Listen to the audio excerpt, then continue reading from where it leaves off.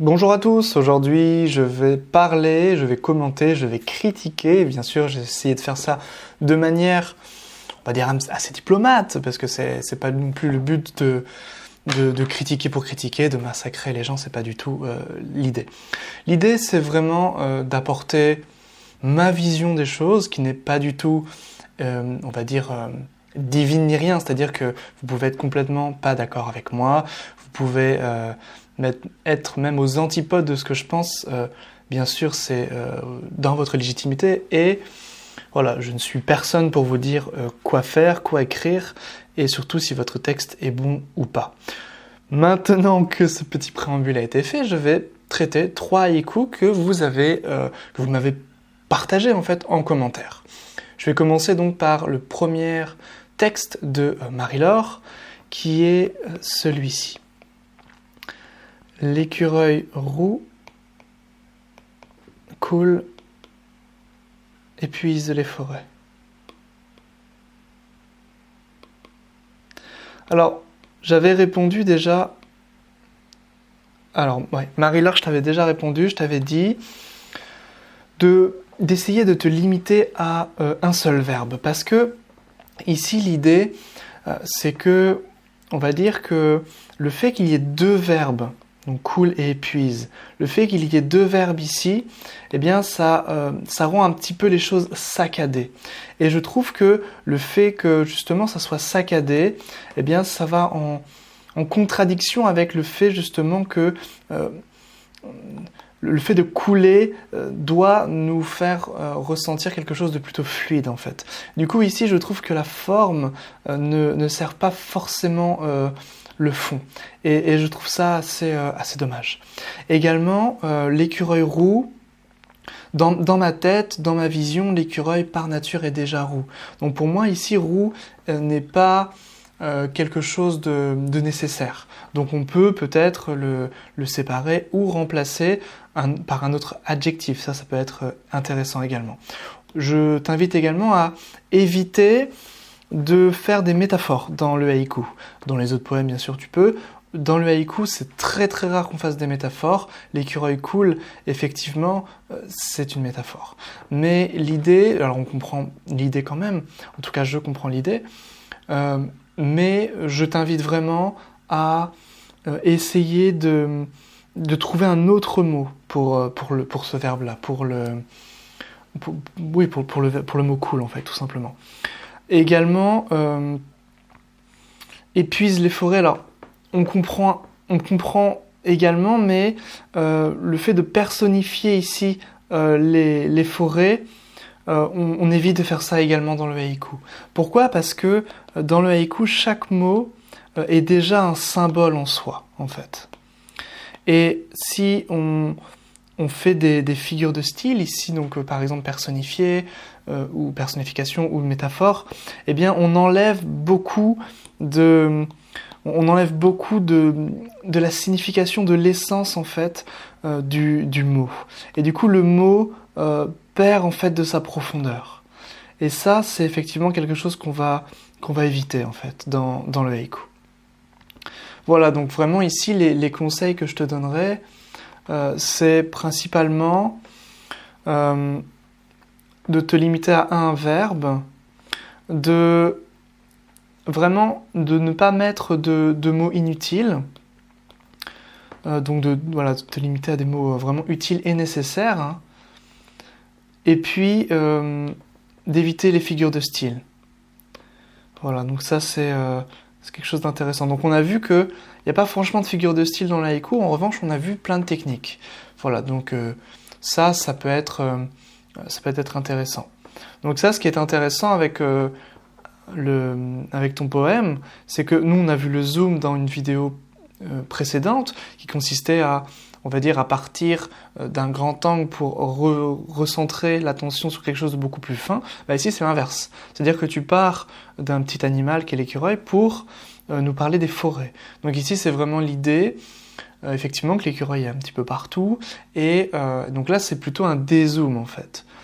Ça peut marcher, hein, c'est juste plus difficile je trouve à mettre en place au sein du haïku, parce que le haïku est tellement fin et tellement court qu'il va nous inciter à vraiment à zoomer, à rendre plus précis la chose.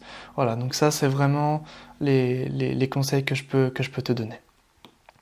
Ensuite, on va traiter un autre poème, un autre haïku de Émile Santomé ou Santomère, je sais pas comment on dit. Alors c'est le stylo rouge, j'ai pas fait exprès, mais c'est pas grave, on va le laisser. La roche érodée, immobile, m'absorbe, déjà la vague.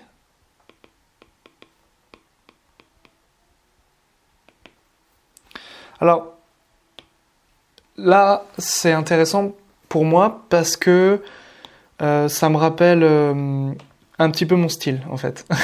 Donc c'est assez intéressant. C'est-à-dire qu'il y a, enfin pour moi, c'est-à-dire qu'il y a effectivement ici le sujet, donc le nom, c'est un N, et après il y a directement l'adjectif, ça je fais ça très souvent, tout simplement, le verbe, pardon, je reprends, le verbe non, tac, un deuxième adjectif, donc ça, on va éviter également. C'est comme le verbe en fait. On va essayer de le limiter à un verbe, un adjectif. Et évidemment, tous les haïkus ne respectent pas cette règle, qui d'ailleurs n'est pas franchement une règle, mais on va vraiment chercher à limiter les choses, comment dirais-je, les fonctions en fait. Ça c'est vraiment important. Donc on voit qu'ici il y a un verbe, ici il y a un adverbe, et ici il y a un autre nom. Voilà, donc ça, là c'est intéressant puisque on va dire que ça rend déjà le haïku assez complet. Ensuite, le fait que tu sois absorbé par le tableau ici, c'est-à-dire ce que tu évoques, le m'absorbe peut être, on va dire, mieux. Alors mieux dit, c'est un peu bizarrement dit justement, mais c'est-à-dire plus implicite, voilà, c'est ça, plus sous-entendu. Parce que le fait d'être absorbé peut être mieux dit en fait, ou peut être perçu par le lecteur, ça va être ça plutôt, perçu par le lecteur sans forcément que tu le dises. Voilà. C'est vraiment ici suggérer plutôt que dire qui va être un petit peu le maître mot. Suggérer plutôt que dire. Voilà. Et puis, alors là, je trouve que ça manque de clarté. Je trouve que ça manque de clarté au niveau de l'image. Voilà. Donc ça aussi, c'est quelque chose, il faut faire entre guillemets attention dans le haïku, je sais que c'est très difficile, c'est de rendre le texte accessible même à un enfant de 5 ans. Voilà, donc ça c'est très important. Alors bien sûr, on visualise la roche, on visualise les vagues, on visualise la personne qui contemple, mais effectivement ça a été vu et revu, c'est un poncif, hein, ce qu'on appelle une sorte de cliché dans la littérature, mais essayez toujours de mettre quelque chose de profond derrière.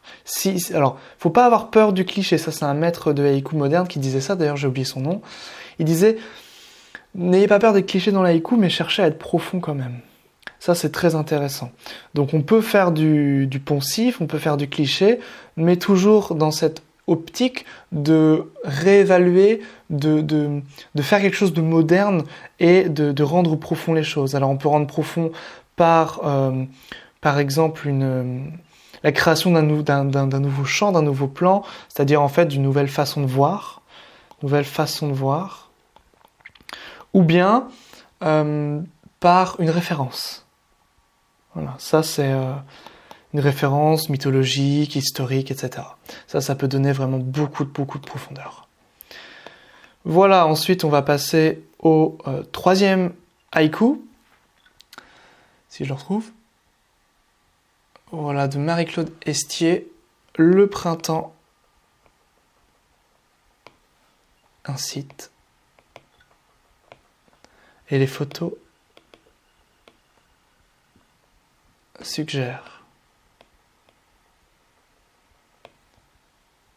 État d'esprit.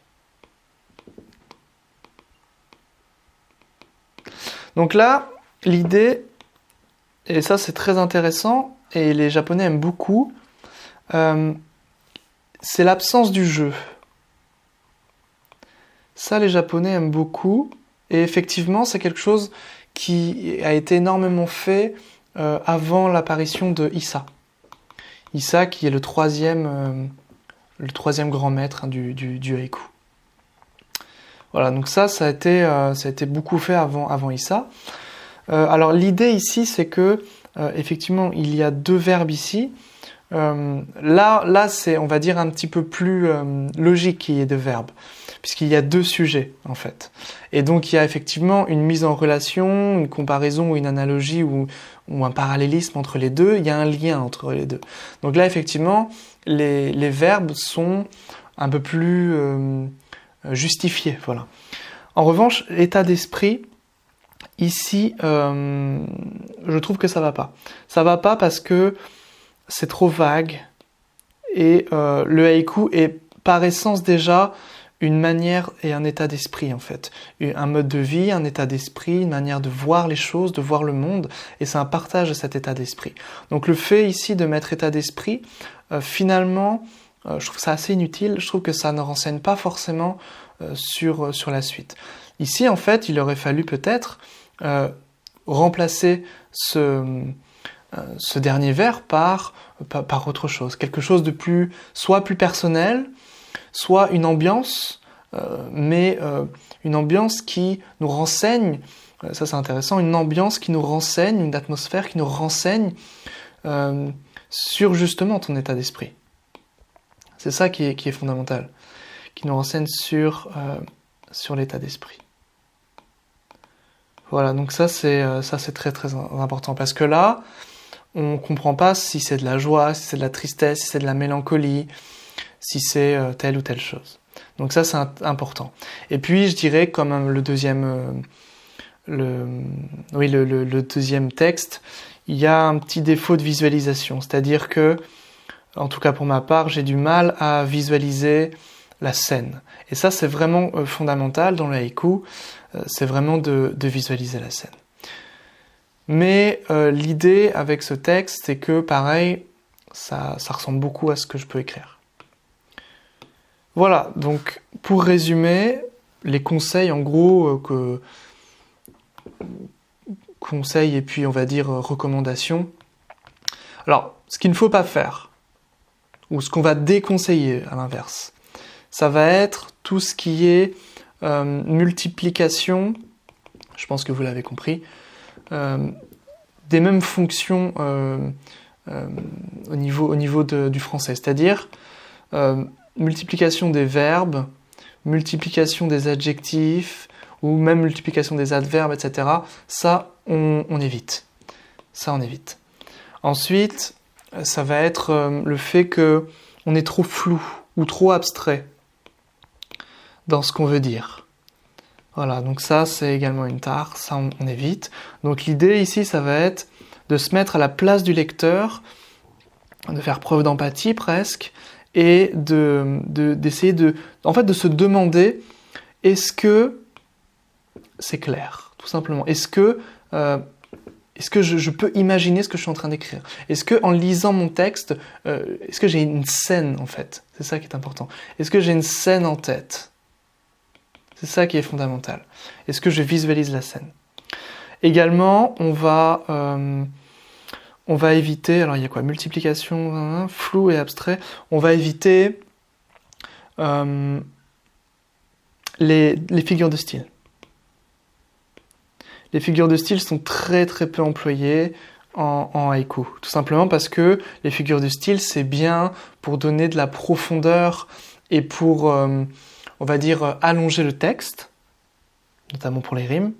En revanche, le haïku, c'est tellement court que dans le haïku, chaque mot se suffit à lui-même. Ça, c'est fondamental. Voilà. Et puis pour les conseils, c'est l'inverse, c'est-à-dire se limiter à une image, ça c'est important. Une image. Alors une image, ça peut être alors c'est un peu paradoxal, mais ça peut être deux images qui se confrontent et qui forment finalement une chose, une image. C'est-à-dire, au final, on n'a plus qu'une image. Si par exemple je parle de la pluie et j'ouvre mon parapluie, il y a de la pluie qui tombe, c'est deux images. Et pourtant, c'est deux choses qui sont dans la même image. Vous voyez un petit peu l'idée.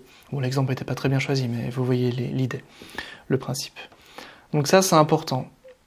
Une image. Vraiment se limiter à une ambiance, une atmosphère, une image, un sentiment. Voilà, pas plus qu'un sentiment. Ça, c'est vraiment important. Et puis, ce sentiment, il est suggéré. Voilà, ça, c'est vraiment fondamental. Suggérer vraiment plutôt que dire. Ça, c'est capital dans le haïku. Alors, il y a des textes de haïku qui sont dans le dire, même des maîtres.